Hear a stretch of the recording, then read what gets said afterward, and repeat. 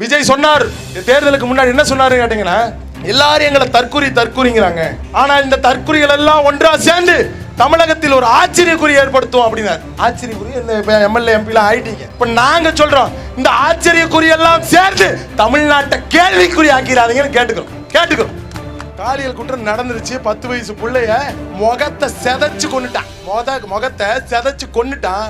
ஒரு press மீட்டுங்க, media மைக்கு நீட்டுறான். இந்த வந்துட்டல அப்படிங்கிற மாதிரி காருக்கு வேகமா ஓடுறாப்புல.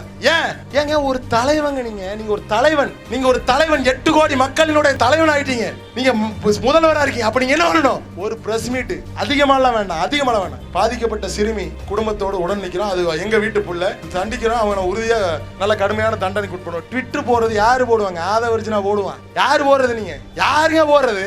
ஆதவர்ஜினால அமைச்சரா? புஷி ஆனந்தால ஒரு அமைச்சரா? கீர்த்தனால ஒரு அமைச்சரா? இவர்களுக்கு நீங்கள் வாக்கு செலுத்தி வெல்ல வைத்ததுக்கு நீங்க அனுபவிக்கிறதுக்குண்டான நிலையத்தான் இன்னைக்கு சத்யபாமா கொடுத்திருக்காங்க. விவசாய கடன்லாம் விவசாயி இன்னும் போராடிட்டு இருக்கான். விசிலுக்கு ஓட்டு போட்ட விவசாயி எல்லாம் போராடுறாங்க களத்துல. ஏங்க நிலத்தை அளவீடா வச்சு அந்த பணத்தை தள்ளுபடி பண்ணுங்கன்னா 1 லட்ச ரூபா விதை கடன் வாங்கினவங்களுக்கு 5000 ரூபாயாமா. 95000 ரூபாய் கட்ட தெரிஞ்ச விவசாயி 5000 ரூபாய் கட்ட மாட்டானா? ஏன் விஜய்க்குனா வேர்வனா கூட என்னன்னு தெரியாது. ஆனா விவசாயி பெருங்குடிக்கு 5000 ரூபாய். என்ன பிச்சை போடுறீங்களா? பிச்சையா? திரள் நிதினு பேசுறான். இத்தனை நாள் திமுக பேசிட்டு இருந்தான். இப்ப இவன் பேசுறான். திருப்பி வந்து அதே 16 தேவையில்லாத ஃபேக் மாஃபியா கூட்டத்தை வச்சு ஃபேக் நியூஸை ஸ்ப்ரெட் பண்றான். திரள் நிதி யாரு கொடுக்குறான்? உங்க அப்பன் கொடுக்குறானா? இல்ல திமுக காரன் கொடுக்குறானா? எங்க கை காசு, எங்க அப்பா உழைச்ச காசு, நான் உழைச்ச காசு, எங்க அண்ணன் தம்பியில உழைச்ச காசு போட்டு கூட்டத்தை நடத்துறான். என்ன திரள் நிதி? அம்பாசமுத்திரத்துல எங்க அண்ணன் சிவசங்கர், நத்த சிவசங்கர் என்ன களத்துல வேலை செஞ்சார். இசக்கி சுப்பையா என்றவர் வெற்றி பெற்றார். அதை போன்று இங்க எங்க அக்கா திவ்யா வேலை செஞ்சாங்க. ஆனா வெற்றி பெற்றது சத்யபாமா. அதே போன்றே மதுராந்தகம் தொகுதியில ஒரு அதிமுக மரகதம் குமரவேல் வெற்றி பெறாங்க. அங்கேயும் நாம் தமிழர் கட்சி பிள்ளைகள் களத்தில் போராடுறோம். பெருந்துறையில எங்க அண்ணன் லோகநாதன் என்ன நாம் தமிழர் கட்சி சார்பா அவரை தோக்கடிச்சிங்க. ஜெயக்குமாரை வெல்ல வைத்தீர்கள். இன்னைக்கு 5 தொகுதின்னு கணக்கு போட்டீங்கன்னா தேர்தல் நடக்கிறதுக்குண்டான செலவுங்கிறது 25 கோடி 30 கோடி தொட்டுங்க. 30 கோடி யாரு காசுங்க? நம்ம காசு. நீங்க சோப்பு சீப்பு ஷாம்பு சாலை வரி ஒட்டு லோசுக்குன்னு வரி கட்டுறீங்களா? அந்த பணத்துல இருந்து 25 கோடி ரூபாய் இருந்தா என்ன நலப்பணி செய்யலாம் சொல்லுங்க, சிந்திச்சு பாருங்க. ஒரு 10 20 30 பள்ளிகளை சீரமைக்கிற காசுங்க அது. ஒரு சாலையை சரிபடுத்துற காசு, ஒரு பேருந்து நிறுத்தத்தை சரிபடுத்துற காசு 25 கோடி ரூபாய். ஆனா நான் விசில் சின்னத்துல நின்று ஜெயிச்சிருவேன்னு சத்யபாமா நினைத்து விட்டார்கள். மரகதம் குமரவேல் நினைத்து விட்டார்கள். இசக்கி சுப்பையா நினைத்து விட்டார். நீங்க என்ன பண்ணணும்? ஜெயக்குமார் நினைத்து விட்டார். நீங்க என்ன பண்ணணும்? நீ நினைச்சது தப்புடா சாமி. உண்மையும் நேர்மையுமாக ஒரு பிள்ளைகள் களத்தில நிற்கிறார்கள். இந்த 4 இடங்களிலே நாம் தமிழர் கட்சி பிள்ளைகளை நாங்கள் வெற்றி வர வைப்போம் என்று சபதம் எடுக்கணும். ஏன்? நாங்க உங்க வீட்டு பிள்ளைங்க, உங்கள்ல இருந்து வந்தவங்க. கீர்த்தனான்னு ஒரு அம்மா தொழில்துறை அமைச்சராமா. முன்னாடி வந்து டிஆர்பி ராஜா இருந்தாப்ல. இப்போ வந்து பாத்தீங்கன்னா இவங்க கீர்த்தனா எப்படி ரியல் எஸ்டேட் புரோக்கரை போன்று பேசிக் கொண்டிருக்கிறாங்க. ரியல் எஸ்டேட் புரோக்கர் மாதிரி எங்க ஊருக்கு வாங்க.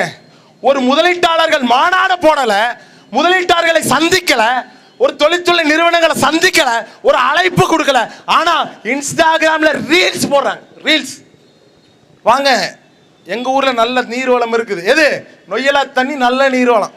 விஜய் சொன்னார் தேர்தலுக்கு முன்னாடி என்ன சொன்னாரு கேட்டீங்கன்னா, எல்லாரும் எங்களை தற்குறிங்கிறாங்க. நாங்க தற்குறின்னு சொல்லலைங்க, இப்பயும் சொல்றோம். தற்குறி வேண்டாம், சரி சொல்றோம். இருந்தாலும் தற்குறி, எங்களை எல்லாரும் தற்குறின்னு சொல்றாங்க. ஆனா இந்த தற்குறிகள் எல்லாம் ஒன்றா சேர்ந்து தமிழகத்தில் ஒரு ஆச்சரியக்குறி ஏற்படுத்தும் அப்படின்னாரு. ஆச்சரியக்குறி இந்த எம்எல்ஏ எம்பிலாம் ஆயிட்டீங்க, எம்எல்ஏ அமைச்சர்கள் ஆயிட்டீங்க. இப்ப நாங்க சொல்றோம், இந்த ஆச்சரியக்குறி எல்லாம் சேர்ந்து தமிழ்நாட்டை கேள்விக்குறி ஆக்கிறாதீங்கன்னு கேட்டுக்கிறோம். தயவு செஞ்சு கொஞ்சம் சிந்திங்க. முதல்வர் விஜய் அவர்களே சிந்திங்க. ஐஎல்பிங்கிறது ரொம்ப முக்கியமான ஒண்ணுங்க.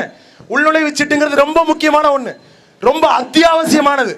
நீங்க சொல்றீங்களே 6 மாசத்துல போகணும், கிடையாது. இமீடியட் ஆக்ஷன் இதுக்கு தேவை. உடனடியான ரியாக்ஷன் நீங்க கொடுத்தாகணும். ஏன்னா தமிழ் அடி வாங்குறது தமிழன், ரத்தம் போறது தமிழனுக்கு, வேலை வாய்ப்பு பறிவோறது தமிழனுக்கு, பொருளாதாரம் போறது தமிழனுக்கு, நிலம் பாழாவது தமிழனுக்கு, எல்லாம் காற்று நஞ்சாகிறது தமிழனுக்கு. கொஞ்சம் சிந்திங்க. பரந்தூர் விமான நிலையத்தை எதிர்க்கிறோம். சரி, எதிர்த்து என்ன பண்றாருன்னு கேட்டீங்கன்னா, தொழிற்பூங்கா அமைக்கிறாங்களாமா. மாற்று அரசியல் கட்சியான தாவேக்கா வந்து என்ன பண்றாங்கன்னா தொழிற்பூங்கா என்னங்க? சிப்காட் சிப்காட், அதாவது பரந்தூர்ல விமான நிலையம் வர்றது ஆபத்துன்னு நாம் தமிழர் கட்சி பிள்ளைகள் எல்லாம் போராடணும். அப்ப விஜய் வந்து இந்த பரந்தூரை நான் விமான நிலையம் அரைக்க விட மாட்டேன், ஆமாடா நம்ம தான் கரெக்டா தான் பேசுறான் போல அப்படின்னு நம்ம நினைச்சோம். ஆனா ஆமா விமான நிலையம் வரல, ஆனா தொழிற்பூங்கா வருது. தொழிற்பூங்கான என்ன தெரியுங்களா? என்ன தெரியுங்களா? பெருந்துறையில சிப்காட் இருக்குதுங்க. பெருந்துறை சிப்காட் அவன் என்ன சொல்லி தொழிற்பூங்கா, தொழிற்பூங்கா என்ன சொல்லி கொண்டு வந்தானா, தமிழர்களுக்கு 1 லட்சம் 1.5 லட்சம் தமிழர்களுக்கு வேலை வாய்ப்பை நாங்க கொடுக்குறோன்னு சிப்காட் கொண்டு வந்தான். சிப்காட் கொண்டு வந்தான். ஆனா அங்க முழுவதுமே வடமாநிலத்தை வேலை பார்க்கற போய் தொலை, சரி வேலை பார்க்க சந்தோஷமா வேலை செய்யலாம் பார்க்கலாம். ஆனால் அந்த சிப்காட்டில் இருக்கக்கூடிய தொழிற்சாலையிலிருந்து வெளிவரக்கூடிய நீரால் நீரினுடைய தரம் சுத்தி 30 கிலோமீட்டருக்கு பாழ்பட்டு போச்சு. இன்னும் விஜய வந்து தன்னுடைய கவர்ச்சியினால் அங்க வந்து விஜய் நின்னோட தண்ணி மாறிடாது, காற்று மூச்சு விடுற மாதிரி சுகாதாரமாக மாறி விடாது. அப்ப என்ன பண்ணணும்? அந்த சிப்காட்டை தரமட்டமாக்கணும், சுற்றி மரக்கண்டுகளை நடணும், அங்க இருக்க ஓடைகளை சீரமைக்கணும், அவிநாசி அத்திக்கடவு திட்டத்தை கொண்டு வரும். ஐயா இதெல்லாம் திட்டங்க, இதெல்லாம் விஜய்க்கு தெரியுமான்னு கூட தெரியல. இதெல்லாம் பண்ணா அந்த ஊரை வந்து புனரமைக்க முடியும், மீண்டும் காப்பாத்தி கொண்டு வர முடியும். ஆனா அந்த நிலம் முழுவதுமே பால்வட்டு போச்சு. இன்னும் 5 வருஷம் இவங்க தான், இன்னும் 5 வருஷத்துல முழுசா முடிச்சிருவான், முழுசா முடிச்சிருவான். இப்போ பரந்தூர்லயும் சிப்காட் கொண்டு வந்தா இதே போன்ற வேலை வாய்ப்பு தமிழருக்குன்னு சொல்லுவான், வடமாநிலத்தை கொண்டு வந்து இறக்குவான். எங்க ஜார்க்கண்ட் ஹசாரிபாத்ல இருந்து, பீகார்ல இருந்து, ஒடிசால இருந்து கொண்டு வந்து இறக்குவான். நீங்க ஒண்ணு தெரிஞ்சுக்கங்க, திமுக ஆட்சியிலங்க எங்க இருந்து ஜார்க்கண்ட் ஹசாரிபாத்ல இருந்து போக்குவரத்து துறை அமைச்சர் அஸ்வினி வைஷ்ணவ் என்ன வர்றாருன்னா, தனி கொடி அசைச்சு ஒரு ட்ரெயின் அனுப்பி வைக்கிறார். எதுக்கு அனுப்பி வைக்கிறாருன்னா, இங்க வந்து 1000-2000 வடமாநிலத்தவர்களுக்கு வேலை, தமிழ்நாட்டுக்கு நாங்க வேலைக்கு அனுப்பி வைக்கிறோம்னு பச்சை கொடி ஆட்டியாச்சு வச்சா. கேள்வி எவனும் கேட்கலாம். அப்ப அந்த கட்சிக்காரன் தாவேகா கட்சிக்காரன் அவெல்லாம் தெரியுமான்னு கூட தெரியல. ஹசாரிபாத் எங்க இருக்கு, ஜார்க்கண்ட் எங்க இருக்கு? இன்னைக்கு சிப்காட் அமைக்கிறேன்னு சொல்றீங்க, வடமாநில தொழிலாளர்கள் பிரச்சனை இவ்வளவு இருக்குன்னு தெரியுது உங்களுக்கு. தமிழ்நாடு முழுவதும் வடமாநிலத்தவர்கள் பிரச்சனை என்ன? நீங்க ஒண்ணு தெரிஞ்சுங்க, அவன் இங்க வந்து நீங்க நம்ம நினைச்சிட்டு இருந்தான் அவன் தொழில் மட்டும் தான் செய்யறானு. கஞ்சா விற்கிறாங்க, கஞ்சா விற்கிறான், ரேப்பிங் ட்ரக் விற்கிறான், மெத்தபட்டமைன் விற்கிறான், கூலிப் விற்கிறான், ஆன்ஸ் விற்கிறான், இன்னும் இருக்கக்கூடிய கரும கன்றாவி எல்லாத்தையும் விற்கிறான். ஏன் இதை வந்து காவல்துறை என்ன பண்றாங்கன்னா, காசை வாங்கிட்டு கண்டுக்காம இருக்கிறாங்க. ஏன் தெரியாதா? தெரியாதா தமிழ்நிலத்துக்குள்ள எப்படி வந்து கூலிப் ஆன்ஸ் எல்லாம் வருதுன்னு தெரியாதா?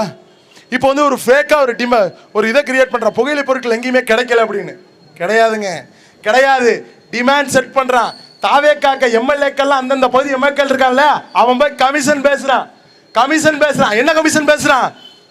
நீ இத்தனை நாள் அவனுக்கு கொடுத்துட்டு இருந்த, எனக்கு இவ்வளவு கொடு, நீ வேணா ரேட் எச்சா வித்துக்க, ஒரு 200 150 ரூபா எவ்வளோட தம்பி, அது உனக்கு தான் தெரியும் எவ்வளவோ.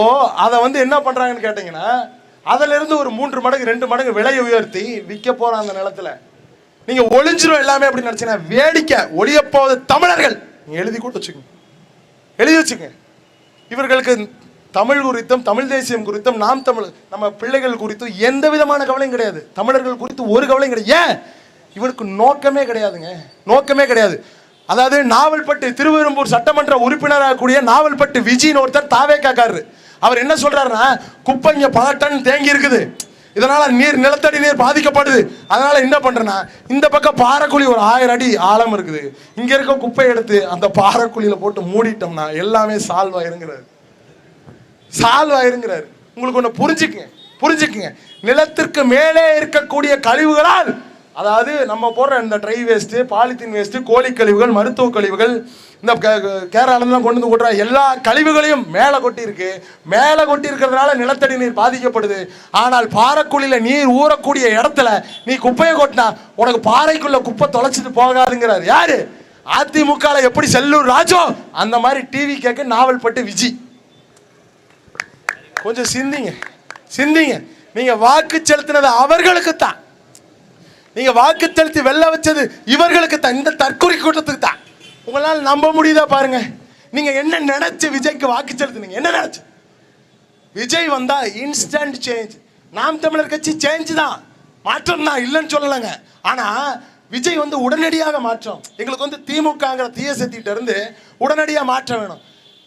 அப்ப தூய சக்தியான தாவேக்கா என்ன பண்ணுதுன்னு கேட்டீங்கன்னா, கொள்கை சக்தியான அதிமுக இருந்து ஒரு 10 எம்எல்ஏ, சரிங்களா, கொள்கை எதிரியா இருக்கக்கூடிய பாஜக இருந்து ஒரு 10 பேர், திமுக இருந்து ஒரு 15 பேர், மற்ற இருக்கக்கூடிய விடுதலை சிறுத்தைகள், மற்ற எல்லா கட்சியில இருந்து கொஞ்சம் பேர்.